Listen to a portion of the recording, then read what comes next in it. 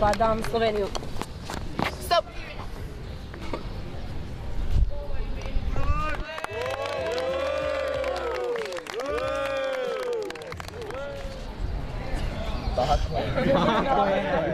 Dobar dan, dečki. Što se to radi? Ma igraju staru igru dok još nije bilo kompjutera i tako. A je, to je zanimljivo. A o čemu je reći točno? Ma crtaju granice i kradu teritorije ostali. Pa te ja, Alen, mi možete malo objasniti bolje o čemu se radi? Pa to je igra koju igramo i zove se Ukradi zemlju, a to je zadatak naš koji moramo napraviti. Igramo da vidimo da li uopće postoje granice ili se ljudi igraju s njima. A sutra napadamo svoju prvu granicu, a to je Slovenija. Tako, znači sutra u 7 krećemo. U 7. Da, odlično.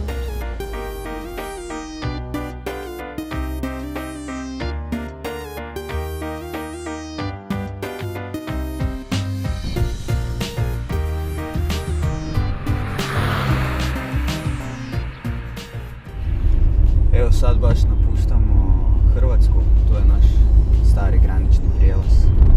Ja, zaista policista skupaj na enem prehodu.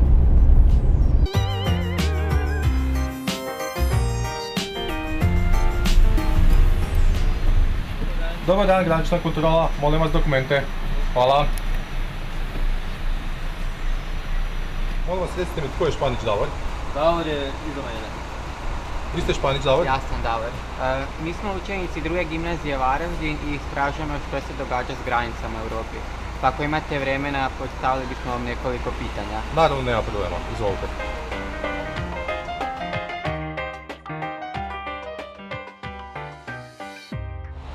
Recite što vas zanima. Pa nije nam jasno kako je to da smo članice Europske unije, a jedna od temeljnih ideja je slobodni protok ljudi, usluga i dobara općenito. Ljude zaustavljate i kontrolirate na granici, a roba i usluge slobodno putuju. Da, tako je. Republika Hrvatska je članica Europske unije, ali unutar Europske unije postoji Schengenska zona koju Hrvatska još uvijek nije pristupila. Ona je tek u fazi pristupanja i dok god to traje, na graničnim prijelazima se vrši kontrola ljudi. Imate možda kakvu ideju dok će te kontrole postojati?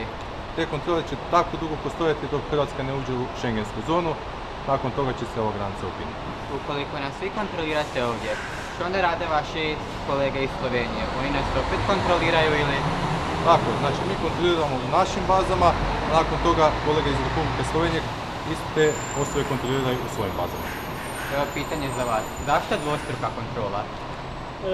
Slovenska policija izvaja šengensko kontrolo, mejno, se pravi, izvajamo kontrolo potnikov, vozil, prtljage za vse države članice EU in Schengen. Torej, vsako osebo, ki jo tu preverimo mi tudi za Nemčijo, za Avstrijo, za vse države. Zato naše stvari oziroma naše preverke se beležijo v sistemu, šengenski informacijski sistemu, temu rečemo uradno, dočim kolegi pa preverijo v njihovem sistemu. Znači, vi ste kao kontrola na ulazu u šengensku zonu. Od vas, na primjer, do Brisela mi ne bi trebali imati kontrole ili? Praviloma bi moglo biti tak, ja, ampak po begunski krizi 2 leti, 3 leta nazaj, nekatere države izvajajo mejno kontrolo potnikov, ki je trenutno seveda začasna. A nije li to suprotno zakonima Europske unije? Je, nasprotju, ampak tako je odločila politika. A mi kontroliramo vse potnike, ki prihajajo iz Republike Hrvaške. Na meji Slovenija, Mađarska, Slovenija, Italija, Slovenija, Avstrija pa ne izvajamo mejne kontrole, ampak to izvajajo v notranjosti enote za izravnalne ukrepe. Dobro, puno vam hvala, mi sad idemo dalje do mobilne kontrole.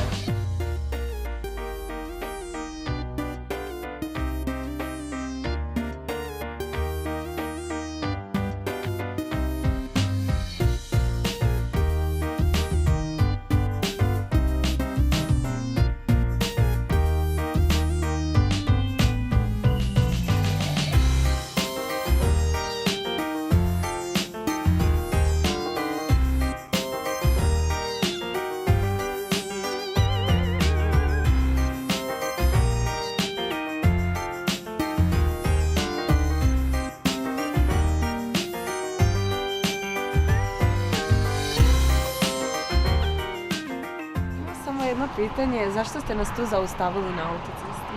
Malo za šalo, malo za res, ker vas iščejo vaši kolegi in so rekli, naj vas poiščemo. Tako da smo vas našli, ne? Ker pa so vam tudi rekli, da vas zanima, kaj pomenijo izravnalni ukrepi, pa vam na kratko povem. Naša policijska postaja za izravnalne ukrepe Murska Sobota izvaja delo po konceptu in po zakonu nadzor državne meje. Naš namen je nadomestek izostanka mejne kontrole, ki je bila ukinjena na notranji meji. To pomeni posledično tudi varnostnega manjka. Zaustavljamo vozila naključno, nediskriminatorno, na podlagi profilov, iščemo pa oziroma preprečujemo čezmejno kriminaliteto in nedovoljene migracije. V tem letu smo odkrili že za skoraj $500 000 ukradenih vozil. Odkrijemo osebe, ki skrivajo svojo identiteto za zelo dobro ponarejenimi listinami, osebnimi dokumenti. Eden izmed mnogih pripomočkov, ki jih uporabljamo pri delu, je tudi ta lupa za pregled listin.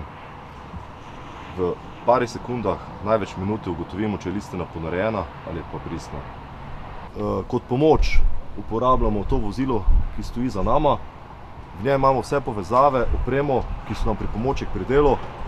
Če imamo tujca, recimo, da vi ne bi imeli osebne izkaznice in ne bi vedeli vaše identitete, bi preko določenih povezav, preko Centra za sodelovanje varnostnih organov preverili vaše podatke. Tam so tudi hrvaški kolegi. Oni bi nam poslali vaše podatke, mogoče tudi vašo fotografijo, bi to potrdili, izrekli vam globo in vas pustili naprej, ker ste državljani Evropske unije.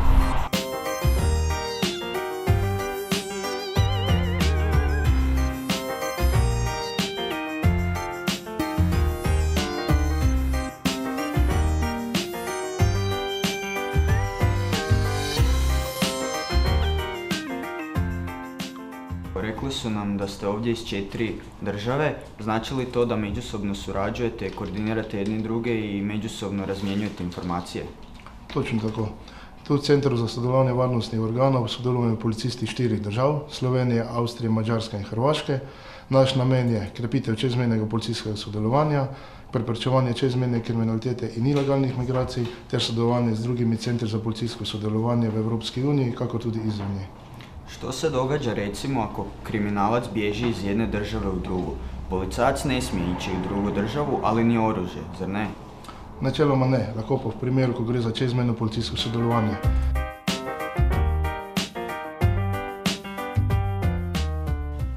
Tu imamo primer čezmejnega policijskega zasledovanja, ko so roparji iz Mađarske bežali v Republiko Slovenijo.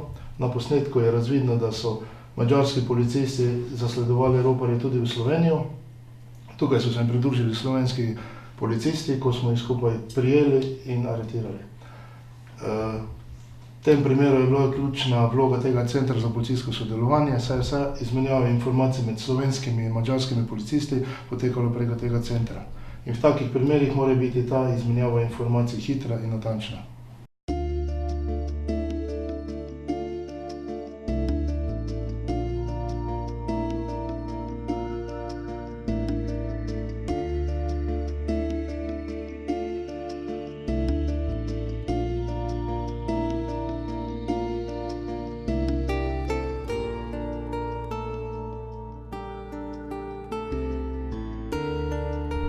Pozdravljeni. Dobar dan. Kak si?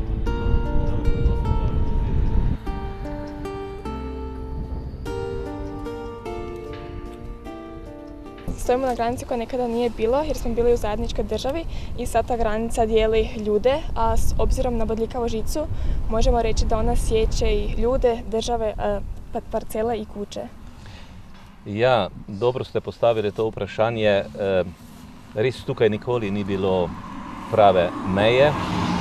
Še posebej smo se veselili leta 2013, ko je Hrvaška vstopila v Evropsko skupnost. In takrat smo res ljudje bili veseli. Takrat smo si predstavljali, da mej sploh ne bo. Kmalu smo ugotovili, da meje še vendarle bodo, vendar carin tukaj ne bo. In res je bil žalosten dogodek, ko sva se ponovno tukaj srečala 11. novembra leta 2015. In takrat so solze pritekle mojemu kolegu županu.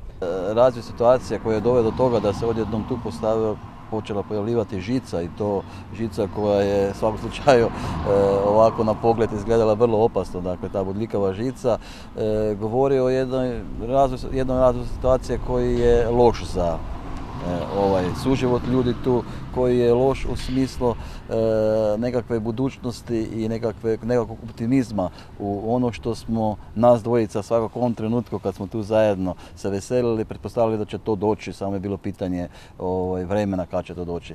I mislite li možda da zbog tih odnosa bi ti ljudi lakše odlučili gdje je ta granica? I sigurno da niti ljudi se neće dozvoliti da zbog te ograde, bilo kakva ona bila, da se međuljudski odnosi poremete. Ne glede na to, kakšni so odnosi med vrhovi obeh sosednjih držav Slovenije in Hrvaške. Ampak s kolegom tukajšnjim županom sva se trdo odločila, da bova storila vse, da nikoli in nikdar ne bova sledila vsakokratnih ustvarjanja napetosti med vrhovi ene in druge države. Ampak vam garantiram, da so tukaj med ljudmi in obema občinama vzorni odnosi, tako da jih je potrebno iskati na celi slovensko-hrvaški meji.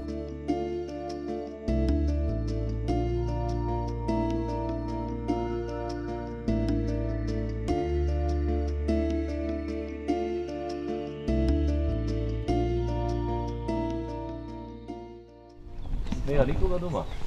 Kaj njega? Kaj njega, nikoga doma? Dopalo sem ti enoga pomembnega gosta. Enoga mladiča. Pa daj, gledi ga ti to, pa gledi ti našega dečka, soseda. Samo se malo pobegnejo. Zdravo. Ja, mene naša. Ja, dobro, meni je on boljše. Glejte, kaj vam povem. Tu mi je nekaj najlepšega, če mi gremo da pridemo prek meje, pač brez dokumentov, samo s osebnim dokumentom, pa se midva z županom srečamo, z gospodom Rebernikom Stankom, midva se objameva. On mene suseda, kako si jaz njemu, pa gledajte, noben denar, nobeno bogatstvo, nič mi ne pomeni, kak takšna lepa topla beseda, pa takšno lepo sodelovanje, kak jo mi imamo, ne? Eno posod. Vi ste proživjeli puno toga i doživjeli u vezi te granice, pa što nam možete reći u vezi toga i gdje se nalazi sad ta nova granica? Tu je slovensko ozemlje, ampak po osamosvojitvi smo mi dobesedno ostali odrezani od Slovenije, ker ta cesta, tu je nekaj metrov slovenskega, tam pa je že hrvaško in po osamosvojitvi sta se postavila hrvaški in slovenski mejni prehod. Ker mi nismo imeli drugega izhoda, smo morali skozi obe kontrole. Kot hrvaško in slovensko, tukaj je prihajalo do zapletov na ene in drugi strani. Ni me sram povedati, mi smo kmečka, navadna kmečka družina s 3-hektarsko zelo hribovito kmetijo. Tukaj smo pridelali, pravzaprav prigarali od vina do živine, do vseh pridelkov. To je bilo potrebno prodati, prepeljati skozi obe kontrole in tukaj je prihajalo do zapletov. 14 let čakanja, prepiranja, propadanja. Zbolela sem, znašla sem se na Onkološkem inštitutu v Ljubljani, ostala sva sama, otroci so šli.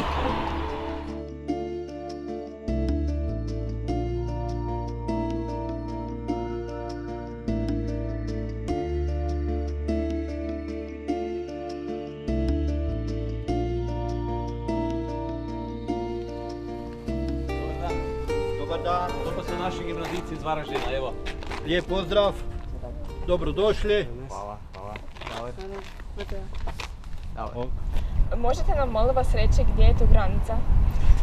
Meja je glih na tem mestu, kjer se mi nahajamo. Pravzaprav ta ograja predstavlja mejno črto. V zadnju pa je moja hiša, ki je na razkrižju v Sloveniji. Tukaj pa je očetova hiša, kjer smo živeli prej na hrvaški strani. Ja, ampak v praksi je to ena domačija. Objekti so na eni strani meje in na drugi strani meje. In mi mejo prehajamo dnevno 100-krat. Pa jaz te meje ne priznam.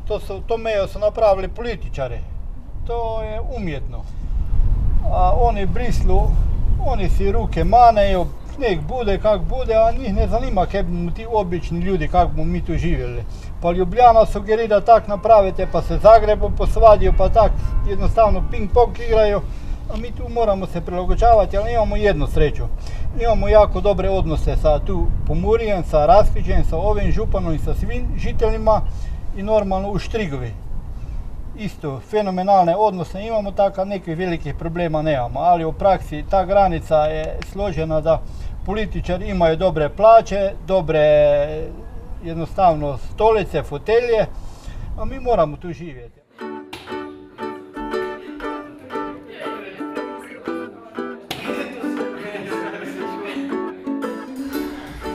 Mene praktično ta meja v bistvu ne moti, tudi pa mi ni ljubo. Mi smo tu prijatelji z ene in z druge strani, tako da praktično mi te meje ne upoštevamo.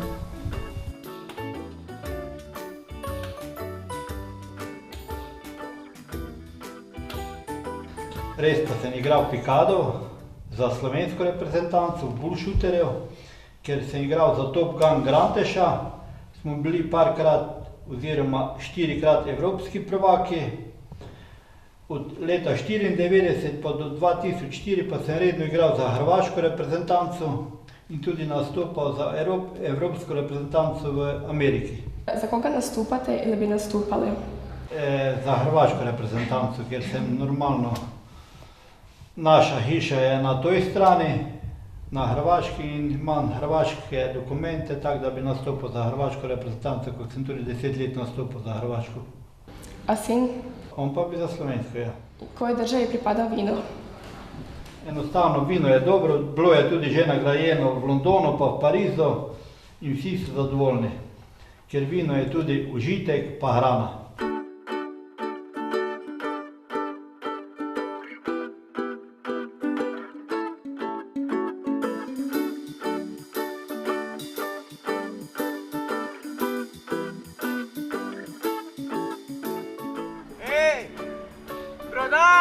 Pridete po nas!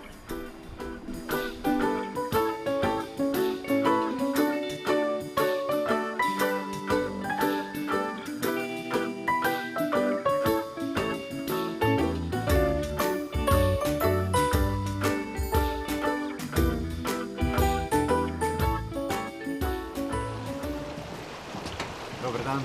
Dobar dan. Dobar dan. Dobar dan. Dobrodošli na naši strani. Hvala. Mi smo učenici iz 2. gimnazije Varaždin i istražujemo što se to događa s europskim granicama, da li nastaju ili nestaju. Tako predlagam, da se pogovorimo kar na čovnu, da bomo najbolj spoznali tudi to sotočje, oziroma predvsem oba bregova Mure in kako pravzaprav čim bolj približati ta brega v skupnemu cilju. Dobrodošli. Hvala. Danas ujutro kad smo išli, čekali smo na granici, bila je policija, pa čekaju i svakodnevni radnici, čekaju i putnici. Nama se to čini malo prestrogo jer ipak su obje države u Europskoj uniji. Evropska komisija, potem na nek način posredno še Evropski parlament so potrdili uredbo boja proti terorizmu, s katerim je bilo določeno, da morajo na teh mejah zunanjih Schengena preverjati vsakega potnika preko potnih listov. In to je naredilo grozne kolone. Opozarjali smo, da ti ukrepi proti terorizmu morajo biti sorazmerni. Ne smejo poseči v svobodo ljudi, ne smejo poseči tudi na varstvo osebnih podatkov. Mislim, da bi več morali narediti pri izmenjavi informacij med organi, ki so pristojni za boj proti terorizmu. A sloboda kretanja je jedna od najvažnijih aktivacija Europe. Ali sada se to razbija, gotovo svaka država ima vlastitu kontrolu nad onim što ćemo sada raditi. Ja, to je en velik problem. Mislim, da seveda je to na nek način res v nasprotju s tem, na čemer tudi temelji Evropa. In če bomo presekali to pravico in to svobodo prostega pretoka ljudi, mislim, da smo na nek način zelo posegli tudi v ta koncept solidarnosti in sodelovanja Evrope, kar se nam lahko zelo maščuje v prihodnosti.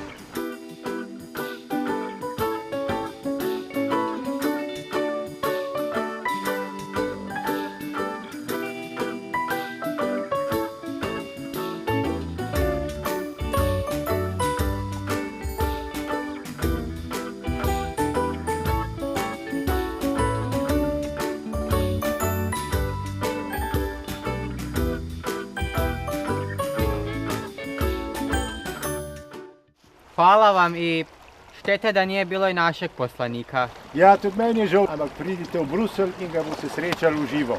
U Briselu idemo? Ja, seveda. Ozbiljno? Čisto zares. Idemo onda. Vidimo se. Tako da srečno in nasvidenje. Ženja.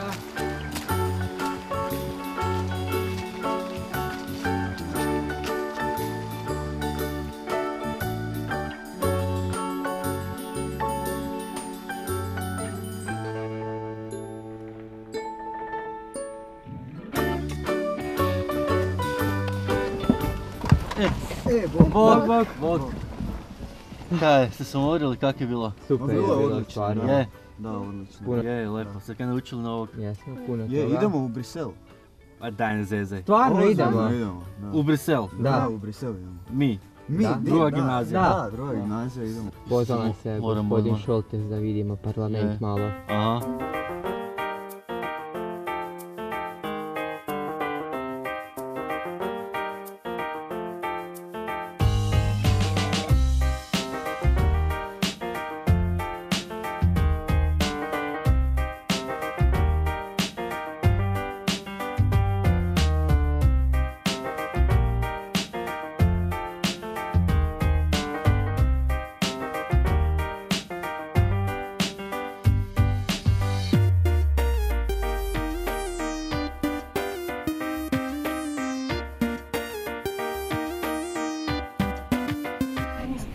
Dobar dan, gospodin Šoltes. Mi smo se vidjeli na Muri i rekli smo da se budemo našli u Briselu, pa evo tu smo. Taj projekt Europa bez granica ugrožena je zbog pojave bjegunaca, terorista, pa što vi mislite, da li je zbilja potrebno ponovan povratak policije na granice? Sasvim sigurno da neki nemili događaji koji su bili u bližoj prošlosti su doveli do toga da se pojača oprez, jer znamo da smo imali i terorističke napade u više evropskih gradova, ali isto tako se događalo da smo imali ilegalne prelaske granica, a ako nemamo kontrolu tko nam ulazi na naš teritorij i sa kojim namjerama, onda sasvim sigurno ne možemo garantirati niti sigurnost našim građanima. Te aktivnosti bi trebale biti usmjerene na neke druge točke i na neke druge zemlje i trebali bi prevenirati takve stvari prije nego što nam se one preliju na evropsko tlo. Mislim da se mi moramo fokusirati ne na zatvaranje granica, nego na reguliranje određenih pojava koje se događaju na evropskom tlu. Nedavno smo imali priliku posjetiti ljude koji žive na granici. Prema njihovim stavovima i mišljenjima, problem granice bi oni međusobno riješili unutar 2 sata. Ali tu se miješa se politika Zagreba i politika Ljubljane. I nastaje nesporazum. Na koji bi način vi to riješili? Pa dobro, mi se sa evropske razine kao europarlamentarci ne možemo direktno miješati u to jer je pitanje granice, kao što znate, pitanje supsidijarnosti, ono je u nadležnosti država članica, no sasvim sigurno da mi kao susjedi i Hrvatska i Slovenija naša otvorena pitanja moramo rješavati u dijalogu i u jednom dobrosusjedskom ozračju. Mislim da će veliku stvar za ljude koji žive na granici s jedne i druge strane granice učiniti upravo taj ulazak Hrvatske u Schengen, jer mislim da će njima u stvari nekako biti puno jednostavnije funkcionirati i prelaziti zato što je to njihov svakodnevni život i onda oni možda najbolje na svojoj koži osjećaju tu prisutnost Schengena, odnosno nedostatak Schengena. Predvsem se strinjam o tem, da politika mora v načelu delati v dobro ljudi, ne v, če rečem, nekih strankarskih ali pa ozkih političnih interesih in da se bi bilo mnogo lažje živeti, če bi tudi na mejnih področjih, če bi politika bolj upoštevala realnost, če bi bolj upoštevala stiske ljudi, ki se znajdejo v problemu, ko meje posegajo v njihovo ali pa posežejo v njihova domovanja in ki, če rečem, dosedanje sosede razdelijo na 2 različna konca oziroma 2 različni državi. Kar se tiče pa naših hrvaško-slovenskih odnosov, je treba seveda stvari reševati skladno z pravili tudi mednarodnega prava, predvsem pa tudi z dialogom.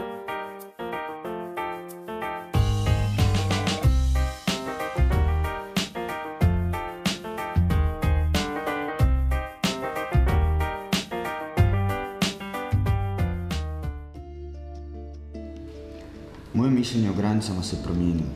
Smatrao sam kako prelazak granica nije dovoljno pojednostavljen, ali vidim da su neke sigurnosne mjere potrebne kako bi bili sigurni u drugim državama. A živjeti na samoj granici nije baš najbolje. Nisam mislio da ljudi koji žive na granicama imaju toliko problema. To mi je otvorilo oči. Nisam imala pojma kako granice mogu utjecati na svakodnevne živote ljudi, te im čak otežati i zakomplicirati život na neki način. Naučila sam da su provjere na granicama ipak potrebne kako bi bili sigurni i živjeli u miru, ali ne u tolikoj mjeri da otežava ljudima život. Pogotovo ne na našoj slovensko-hrvatskoj granici, što smo vidjeli na raskrižju. Prije sam mislila kako na nekim granicama treba više kontrola, da bi za nas stanovnike Hrvatske i Slovenije trebalo smanjiti preglede i kako ljudi koji žive na granicama nemaju problema. U svakodnevnom životu oni se u stvari bore sa mnogim problemima koje bi mogli riješiti, ali u tome ih sprečavaju mnoge prepreke i zakoni koji su im postavljeni. Granice. Prije nego što smo započeli s projektom, nisam bio svjestan koliko je pitanje granice u stvari složeno i kompleksno. Na ovih 6 mjeseci sam naučio da svako pitanje treba temeljito istražiti. A što se tiče hrvatsko-slovenske granice, tu vjerujem ljudima. Da se pita njih, problem granice bi već odavno bio riješen. No ipak, veliku ulogu igra politika u Zagrebu i Ljubljani. Smatram da je Europa bez granice jedna plemenita ideja koja će vjerovatno jednog dana i zaživjeti.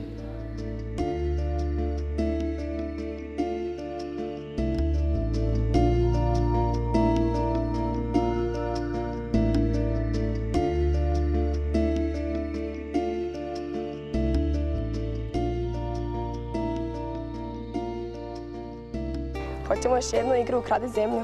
Ma daj, kakve više igre iz kamenog doba. Vidjeli smo što se sve događa s granicama. Ja baš mislim da bi mogli naći neku novu igru. Daj, Alen, googlaj neku igru iz kamenog doba, neku od naših predaka. Evo sad ću.